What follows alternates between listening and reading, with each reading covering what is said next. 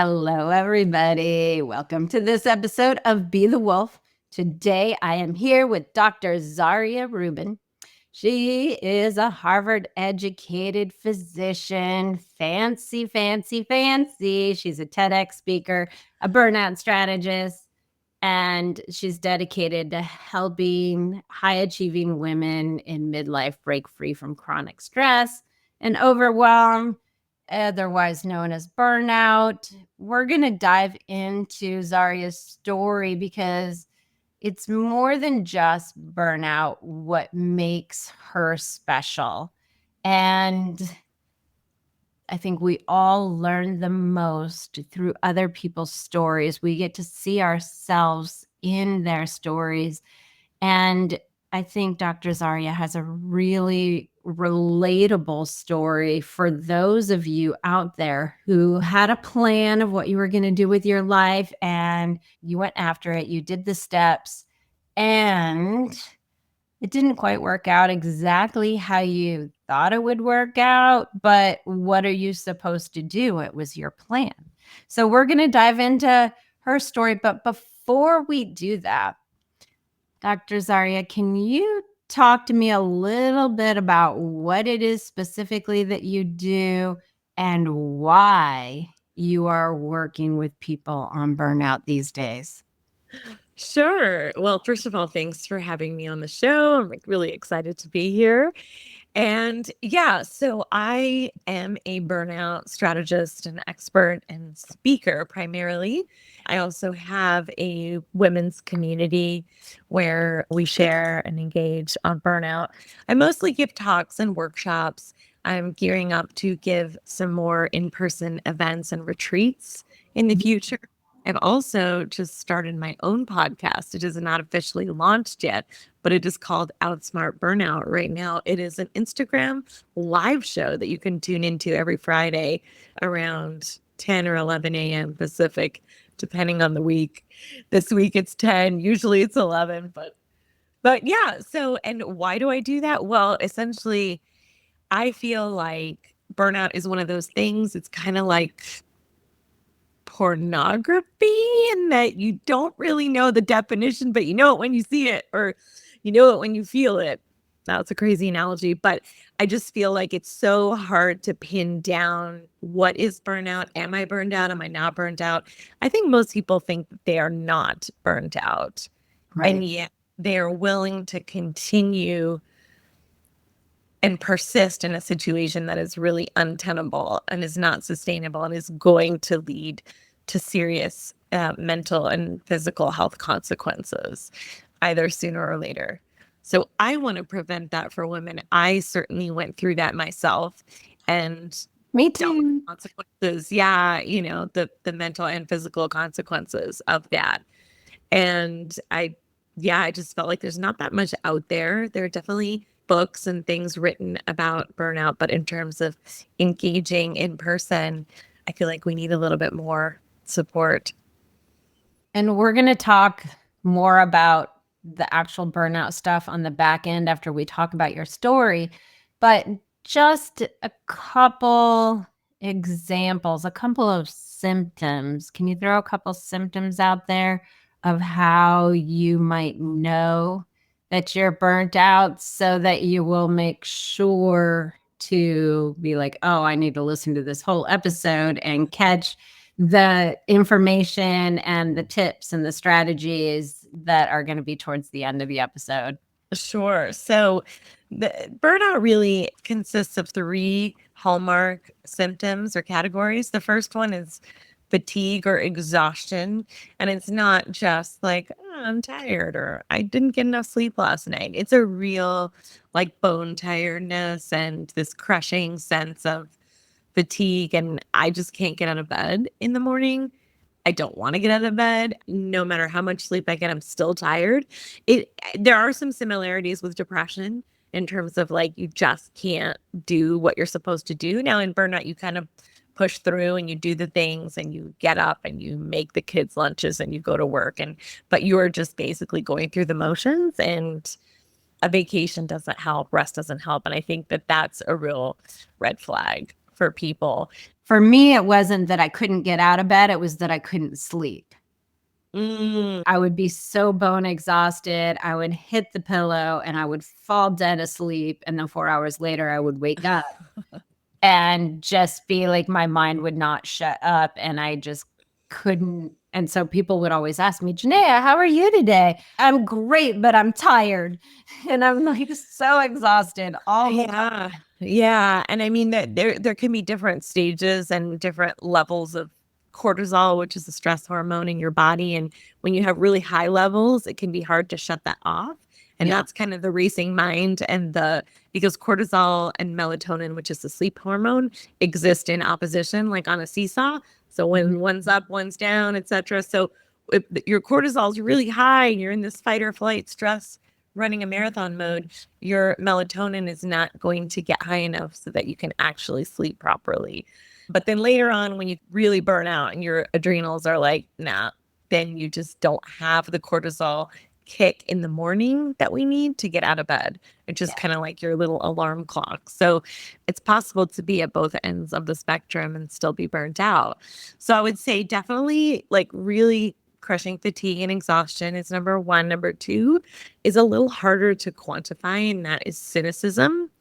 So it's just a kind of like lack of trust and lack of feeling appreciated at work. Or so all of the definitions of burnout do originate in relation to the workplace. Now, I believe that there are definitely other forms of burnout that you can have: parental burnout, relationship burnout, caregiver burnout, like all kinds of things. But traditionally, the definitions are all work related. So you have this cynicism, you have something called compassion fatigue also, where you just stop sort of caring. And then you have a lot of shame around that. And you just don't feel valued or appreciated or like your values align with what you're doing. So that one's a tricky one. Most of my listeners are entrepreneurs these days. And I know a lot of entrepreneurs are burning out all the time. But I remember watching this clip, this Simon Sinek clip, and he was talking about how one of his employees was quitting and he was so surprised. And she was saying that she was burnt out. And he was saying that what had happened for her was that she was the empath, really, of the team. And so many of the younger generation, the Gen Zs, were just constantly coming to her, talking to her about their problems. So when you talked about that compassion burnout, that she like, that sounds like that's what she was experiencing, because he's very careful about making sure that he doesn't put too much on the team. He tries to make sure that they're set up to succeed, that they're not going to burn out. So he knew it wasn't the workload that was burning her out.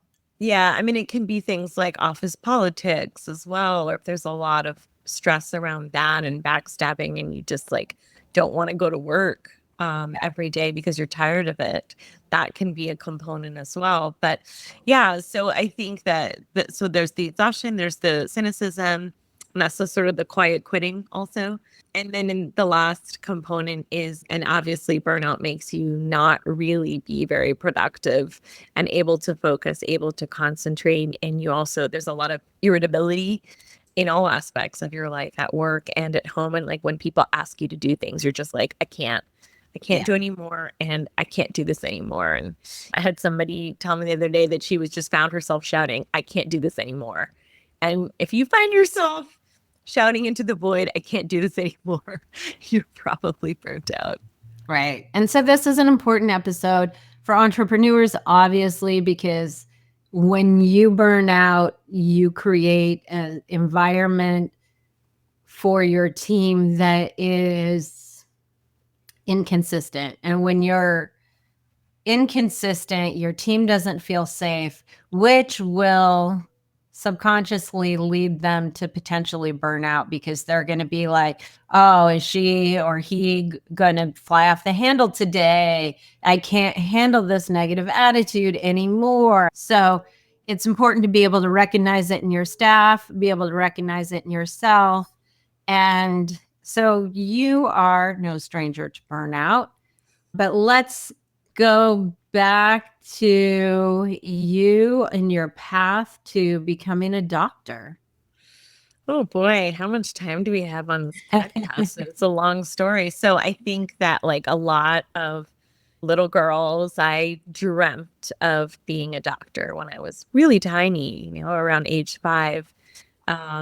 The difference, though, for me was that it wasn't just based on, like, oh, being a doctor's fancy or people like it when you say that. It was that I had already experienced medical trauma myself and been a patient and had many events throughout my very young life that with serious medical issues. And I think that that really propelled me into medicine and wanting to be a doctor, wanting to be on the other side of things, wanting to have more control and be the one that was healing and helping rather than the one that was helpless and powerless and the patient.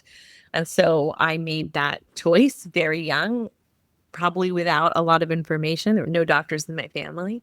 Didn't really know what I was getting into. You're sort of buying into a dream early on that requires decades of investment and training, not just financial, but Right. in terms of your soul and your life and your time and the decades of your life, your best years, essentially your 20s and your 30s. So I did it. I did the 4 years of pre-med, the 4 years of med school, 5 years of residency, 2 years of fellowship. And I was finishing my fellowship and I was at very prestigious program at Columbia in New York City and working at a fancy hospital. And I just was really exhibiting all of the signs and symptoms of burnout, but I didn't recognize it. And I don't think the word just didn't cross my mind. It wasn't part of my vocabulary. I just thought, I guess this is just what adulting looks like.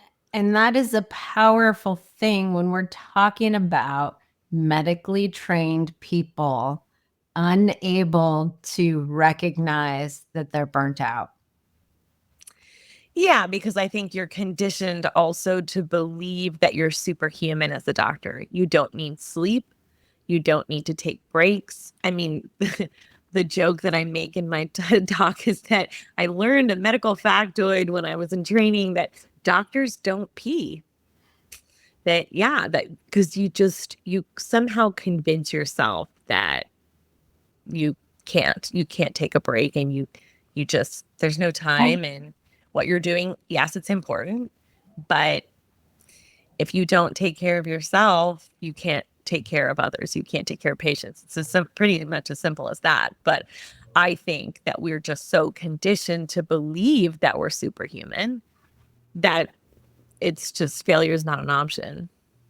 And so you got close to the end.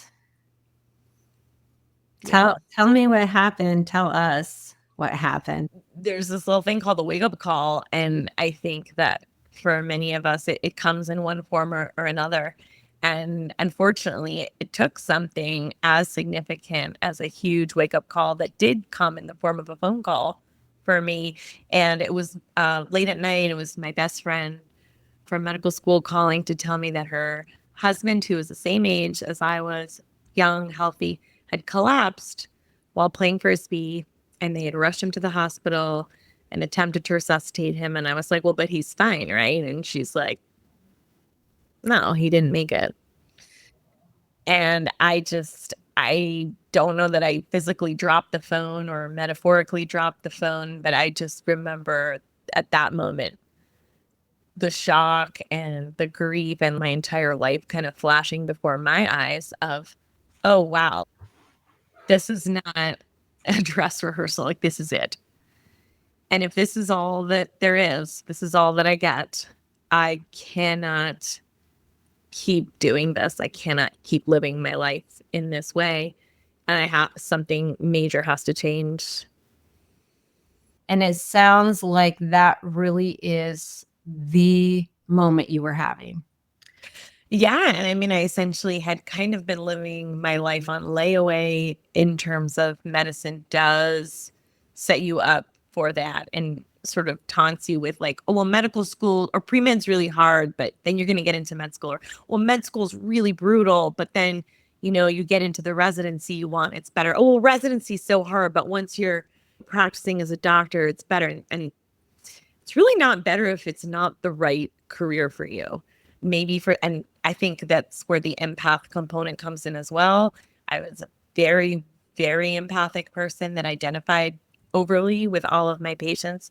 And I think the elephant in the room was that I had major, major unresolved trauma and CPTSD from all of my childhood medical trauma that I brought with me into medicine.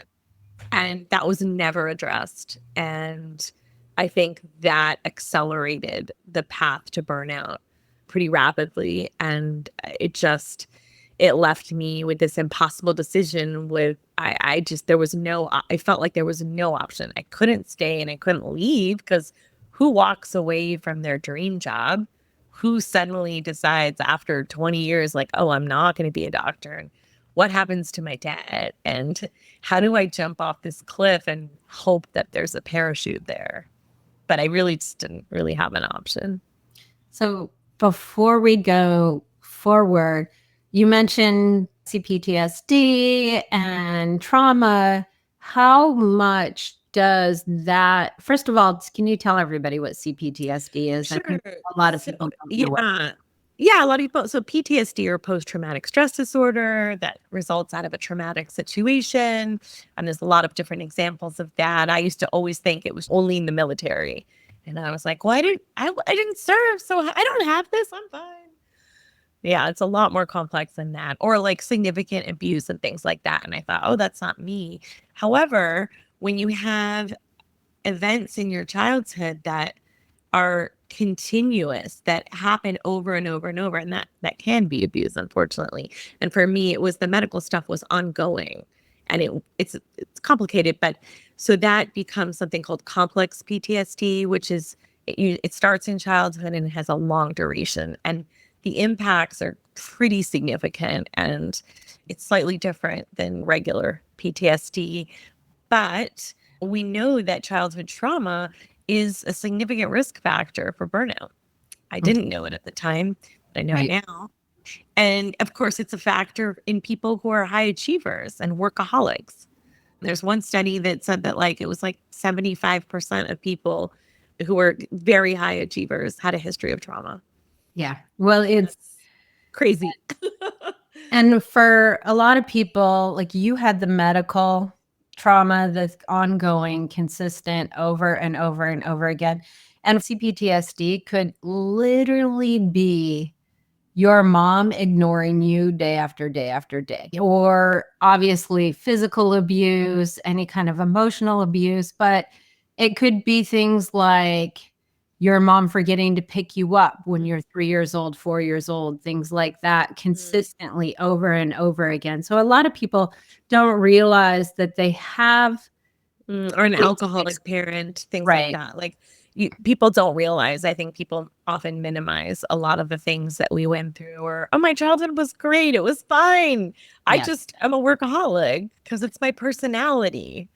And I'm convinced to myself of that too. It's just my personality. Yeah. And me as well. And the big piece, when you have those over and over repeated, not so great situations, what tends to happen in the mind subconsciously is that you think that you have to prove yourself. You get to this place subconsciously where if I get the good grades, if I get the good job, then they're going to recognize me, then they will love me. All of these things that happen at a subconscious level. And because you're driven by something that is outside of you, that is probably never going to happen. You can never be successful enough to make everybody actually care about you. It's impossible. You look at the most successful people and half of the world hates them and half of the world loves them. So it doesn't ever happen, but you're still driven by this force to make people like you or show up for you in the way that you needed them to when you were little. And it causes a a no-win situation, but you are literally subconsciously driven to just keep going, going, going, going. And that's a big piece of why it lends to burnout. Absolutely. Okay, so you had this big wake-up call and you were like, what do I do? So you throw away the all the years of schooling, or do you do something different? Tell us. Well, I sort of tried to find a compromise in between, and I sort of said to myself, well, I'm not going to throw it away in the sense that I'm now going to become a basketball player or something. I mean, that was never going to happen. I decided to stay within the realm of healthcare and health, and I ended up working. What ends up happening typically when you have been burned out is that you are prone to burning out again. So, of course, I gravitated to high stress situations and went essentially from the frying pan into the fire and left medicine and went to work at a startup. But I thought working till 11 o'clock at night was so much better than working all day and all night. So it was fine. That's how I justified it. And I wasn't surrounded by this really the intensity of being around death and dying and emergencies in people's lives, literally being in my hands, because that was a huge stressor for me. But it was a very stressful job. And, and then I ended up becoming an executive at a pharmaceutical company. And that was a very stressful job as well, with a lot of office politics. And I eventually ended up with the dream job that I always wanted, which was to be a mom. That's really all I ever wanted to do. And I thought it was never going to happen because I was already in my 40s and single, unmarried, and met my husband, had my daughter very, very quickly and got very lucky and then burned out in parenting as well. Because when you have a really intense high needs child and with medical issues and neurodivergence and all that, you can burn out doing that too. Okay. So yeah, so it's just a series of events and really attempts to find something that would work for me and just coming up against walls and burnout after burnout after burnout. And then I just realized that I needed to go back to basics, focus on health and wellness for myself as well as others, because I ended up having multiple surgeries, emergency surgery, diagnosed with autoimmune disease. I was like, okay, it's gotta end with me. It's gotta end here. And so I went back to school, trained as a health coach, trained in integrative nutrition, trained in functional medicine, and then really just started practicing what I preach on myself and had to prioritize my health, my well-being, sleep, number one. My sleep was terrible. Right. My diet was always good. I was eating all the kale in the world and I couldn't understand why I was so ill. And it's like, well, stress. So I really had to learn to manage stress. Now, of course, finally getting a CPTSD diagnosis and getting treatment for that was hugely helpful for nervous system downregulation, because I was essentially just living in fight or flight mode. I started meditating in 2018 every day, and I have not missed a day since. And my husband laughs that I'm kind of obsessive about meditation. He's like, isn't that the opposite of meditation? I'm like, shut up. I like it. It works for me. Yes, I'm a perfectionist. Yes, I'm an overachiever. Yes, I like to look at my meditation stats, but it really, it makes a huge difference. A lot of times people ask, well, Genea, what can I do to help me if I can't afford to work with someone like you? And I tell them, just sit in the quiet for an hour a day. And it will be really hard at first, especially if you're burnt out because your nervous system is ramped up like crazy and you're gonna feel like you're going to be crawling in your skin just to sit still in the quiet. You could put some ambient music or something. Tell people to start with 2 minutes a day. Yeah. I did not start with an hour a day. I did do 2 hours a day for 3 years straight. And now I do most days I do an hour. Wow. But I started with 20 minutes, which was a lot to start with. Yeah, that's a lot. Yeah, I started with 2. and then built up from there. And yeah, because I used to say that I joke that I used to say, I'm too stressed to meditate. I can't meditate. And then I just had to laugh at my former self and be like, yeah, that's why you need to meditate. Well, and a big piece of stress that people don't understand is any emotion that feels contracting is actually stress. So, anytime you feel any emotion, whether it's a little bit of fear, a little bit of sadness, a little bit of anger, anything that feels contracting is stress on the body. And when you sit still, a lot of those emotions that you have held in actually come to rise, and that uncomfortable feeling that you feel, you don't have a story with it this time, but is actually an emotion releasing out of your body. And every time you sit through it and get to the other side, which almost always it's less than 2 minutes. So if you can sit through whatever uncomfortable sensation, you have just trained your nervous system that that sensation is not going to kill you. And if that sensation is not going to kill you, you don't have to spend your life subconsciously trying to avoid that situation or whatever brings up that feeling. And so by sitting still and allowing whatever sensations to come, and don't worry about making sure your head is super clear and no thoughts, like that comes down the line. Just first, you've got to be able to sit through the sensations that happen. And when you can start to do that, you have opened up more freedom in your life, period. And you've reduced stress in your life because your subconscious now trusts you to handle whatever brought up that situation that you stuffed those emotions down in the first place. Absolutely. Yeah. Okay. So you studied functional medicine, nutrition, you started what happened next? Well, it's leading us to where we are now. I was still seeing patients one-on-one and in a sort of a similar model to clinical medicine. And I finally decided that no, that's not my calling. That's not what I want to be doing. And I can't keep going back to that because it's familiar, which is it's difficult to reinvent yourself that way. Yeah. I decided I wanted to give a TED talk and did that. And that was really exciting and empowering and a lot of fun, terrifying. I always thought that people who give TED Talks have like a teleprompter. Spoiler alert, you don't. You have to memorize the whole speech and give it. And again, my husband, I'm throwing him under the bus a lot here. He's like, well, just wing it. I never prepare my talks. I just wing. I'm like, dude, no, you cannot just wing a TED Talk. It has to be really good. So that was fantastic. Let me ask you this.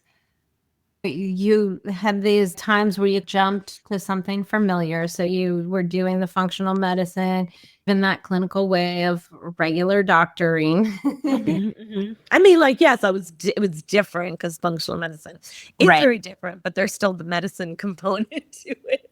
So when you knew that you had to upend it and do it differently, because in a way you were just kind of repeating the same thing with a little variation, and we tend to do this. Oh, this thing will be the thing that's going to make everything all right. I'm going to switch these 3 things and hang on to these things because it's what I know and there's a little bit of comfortability there and move forward. And we do this in business all the time. Oh, I'm going to switch strategies, but I'm going to carry these things along with me, especially because I worked so hard on them.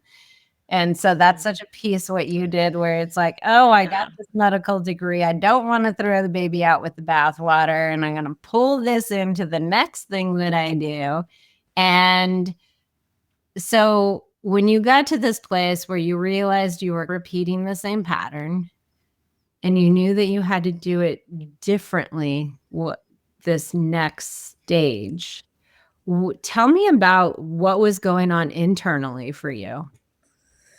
Yeah, I think that it's really a question of the definition of insanity and doing the same thing over and over again and expecting different results, or the constant fitting of a square peg into a round hole. And I've done that for most of my life because I've always been a very square peg. And I just never quite fit the profile or the mold of a conventional physician. And I was a opera singer, and I still do that, and a writer, and I'm really more of a creative person, and but not willing to admit that either. It's like, no, I'm not really an artist or a creative person. I'm a scientist. I'm a medical person. And it's like, well, you can be all of those things, and it's okay. You don't have to define yourself or limit yourself or put yourself into a box. But also, if this thing is not working for you just because you're trying to retrofit it because it makes sense, and if there's this inner kind of conflict of this cognitive dissonance of like, why does this not feel good? Or why am I not looking forward to something I'm supposed to be looking forward to? It's my business, right? So it's your own business. You've created it. You've set up the rules and the definitions. And so if you're not happy in it and it's not going the way you want it to, then you have to change it. And you have to really get more in touch with what is it that makes you happy or lights you up, or when do you feel like your most authentic self? What is that? What does that look like? And for me, it's performing and speaking and being on stage, and hopefully creating more group events and coaching and in that context. And you have to put your ego aside and just let go of that and be like, oh, well, but how do you feel if you're not a doctor anymore? I'm like, whatever. Like, I will always be a doctor. I have those letters after my name. My business is called Doctors just because that differentiates me from every other coach out there. Right. But it's okay for that to be part of your story, but not to define who you are in its entirety. Like, you are you. You are not a job. You are not a title. You are not a career. You are not that. And I think that a lot of us fall into that trap, especially in something like medicine, which is, we don't view it as a job. It's like a calling. It's an identity. It's who you are as a person. And I had to really separate that. It's like separating Siamese twins. It's not easy. And I think it's a really important thing for people to hear, because I think a lot of people started their businesses because they thought it was going to make them a bunch of money. Or I know a lot of people that came from nothing. I just wanted to buy my mom a house. And they don't realize until later, usually after they've lost everything one or two times, that they need to be doing what they love. And that is one of the cornerstones to actually preventing burnout.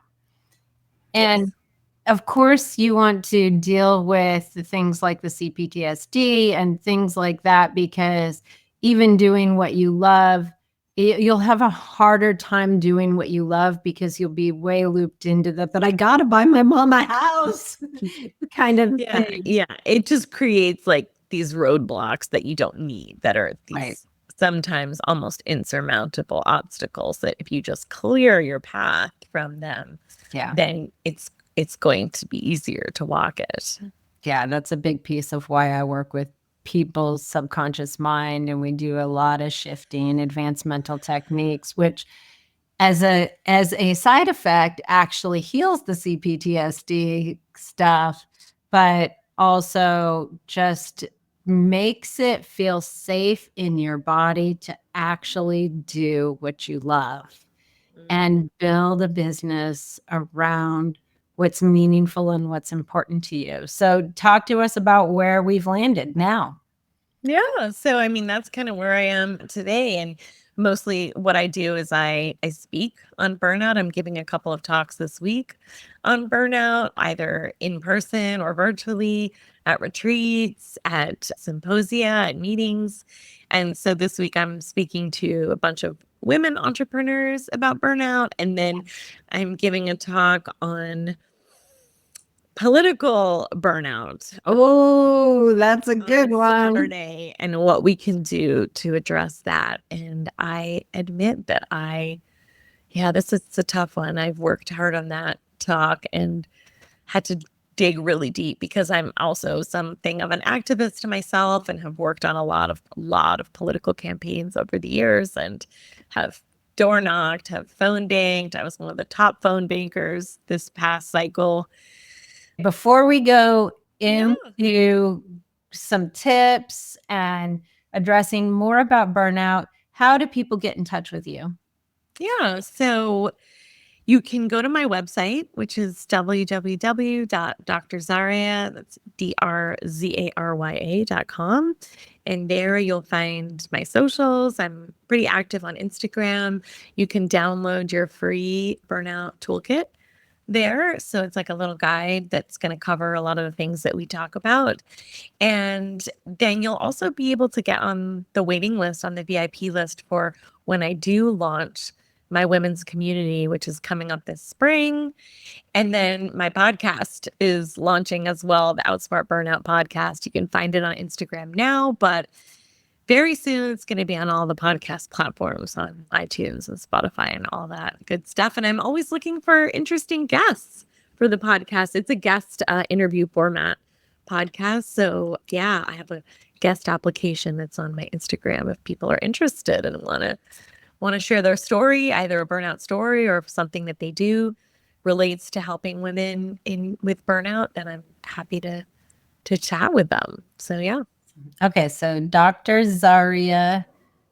Everybody open up your browsers. drzarya.com. I'll also, in the show links, I'll have that, and I'll have a link to your TED Talk. Yes, definitely take a look at that. It's similar to what we've talked about here, but in a punchy, short 18-minute format. Cool. So now, can you give us a short master class on I'm going to put you on the spot. Short master class on, this could be just one or two tips to identify your burnout, prevent your burnout, or reverse your burnout. So whatever speaks to you, whatever you've got ready for us. Yeah. Well, so I think you just hit on a lot of the main components. Obviously, you want to be able to learn to identify the signs and symptoms. And I think we touched on that earlier today in this podcast. So check in with yourself. I always tell people, learn to listen to your body and tune in, and that check engine light, when that comes on, like, pay attention to that. Do not ignore it. Or when it says like your gas tank is like down here, oh, I'm just going to keep driving. Like, if you did that, eventually the car would just like crap out on the side of the road. And so that it's the same for us. It's like, if you don't listen and tune in and check in with that, eventually it's going to break down. So start paying attention, start listening to the signs, symptoms. Rest is so important. I know it's not a very sexy tool, but like, if you are not sleeping, then your body is not recovering, it's not recuperating, it's not repairing itself, and you are not going to be able to take on any of the challenges of your day or any of the tools that I'm going to give you or that others are going to give you in order to build that resilience. So I would say sleep is number one. Obviously, so once you're tuning in and you're identifying the signs and symptoms, you want to either be preventing burnout or be healing from burnout. And a healing from burnout is a really complex thing. And sometimes you really do need to take like a significant amount of time off if that's possible. Like, I know people say, oh, I can't. Well, I've convinced people that they can. It's not going to be easy, but you have to reframe that's not possible, or there's no way, or I can't. It's, yes, you are stuck in a way of doing things that is your current reality. But if you want to change your reality you're going to have to change the way you're doing things, and doing the same thing over and over again, it's not going to get you there. So, and then people come to me often and they say like, okay, how can you help me build up more tolerance to stress?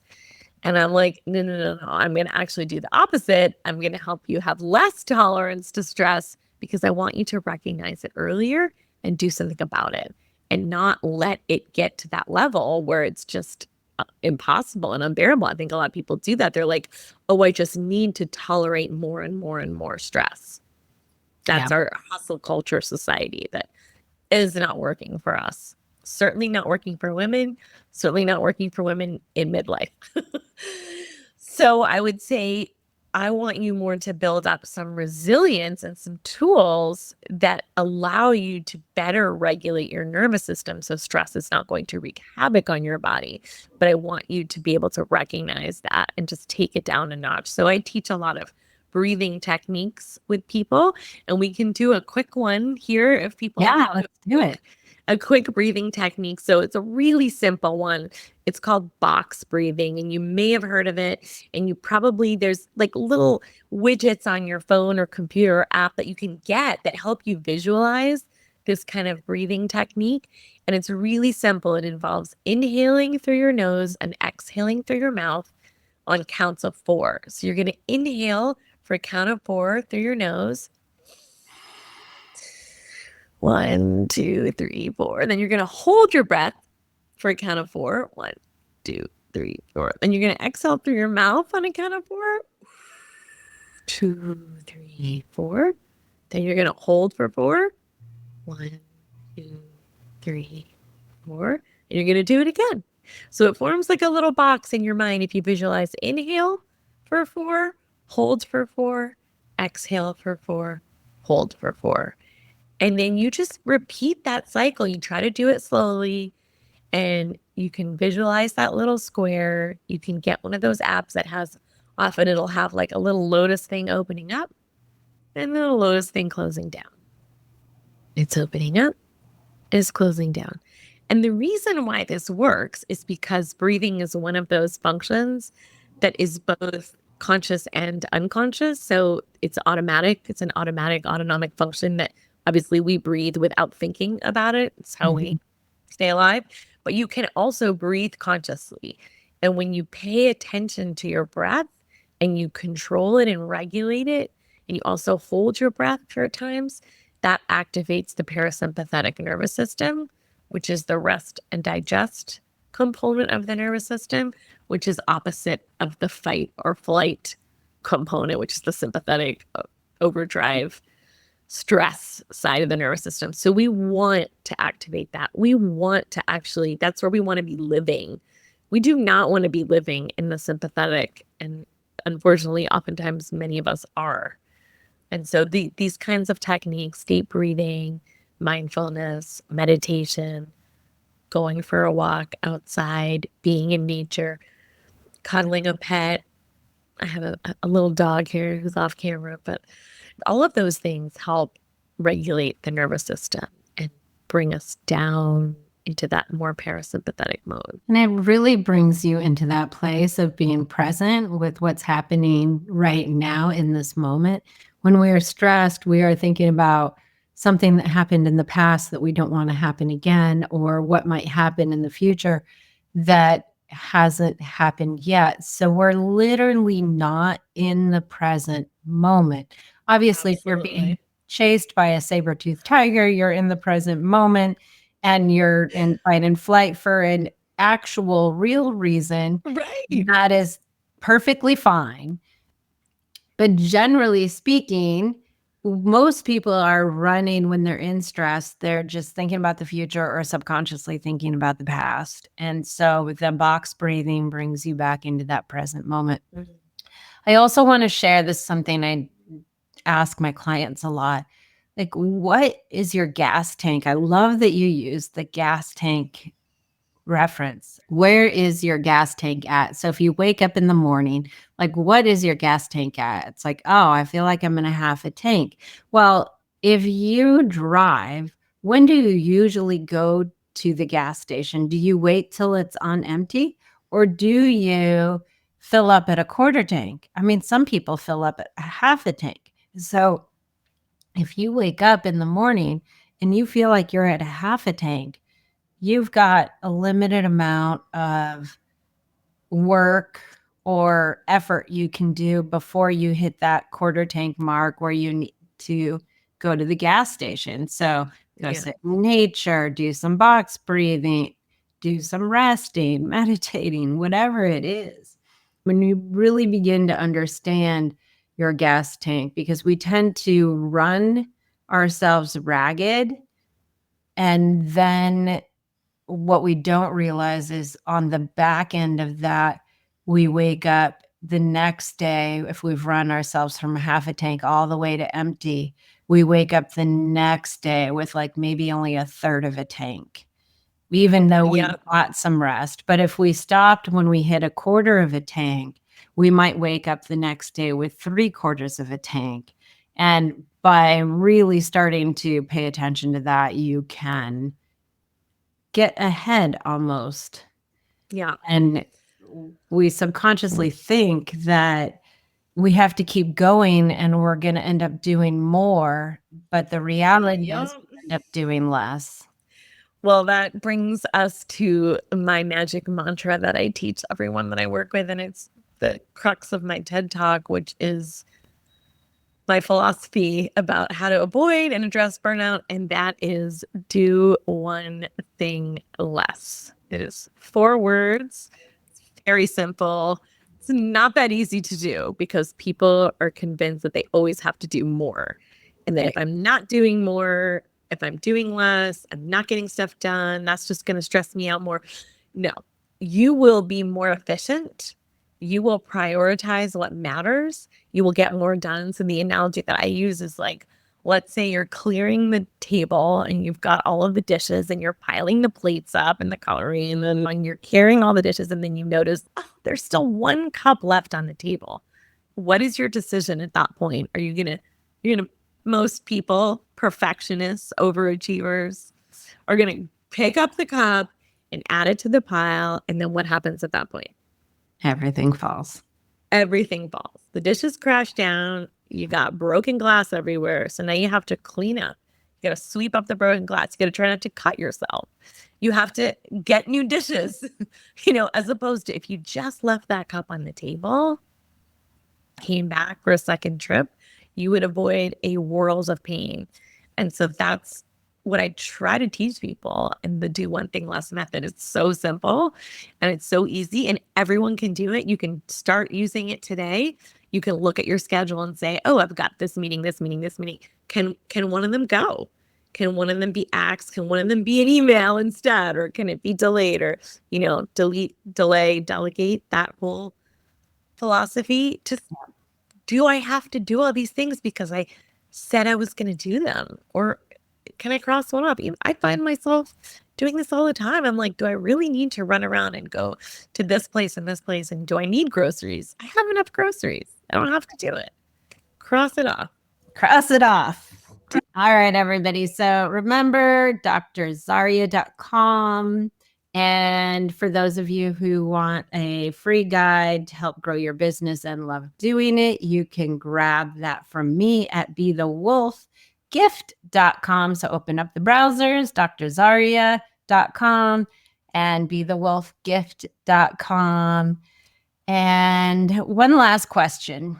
So that pivot point, when your best friend's husband passed away and you realized that you were in burnout in that first time, what did she need to know to prevent the cycle of burnout again? I think at the time, what I needed to know was, and actually I came across this proverb that got me through all of it, which was, no matter how far you've gone down the wrong road, turn back. And that was absolutely key for me walking away from something that I felt I had invested so much into and it felt impossible. And I think that it was very difficult at that point to learn that lesson of not burning out. But I think if you don't put your own oxygen mask on first, you cannot help other people. And I did, it took me a long time to learn that lesson. And I think that would have been critical to learn earlier on to prevent multiple episodes of burnout. Yeah. And so what I hear in that is that you can always pivot no matter when it is, no matter how much you think you will lose, that probably pivoting is going to give you so much more than you're going to lose if you can just know that it's okay.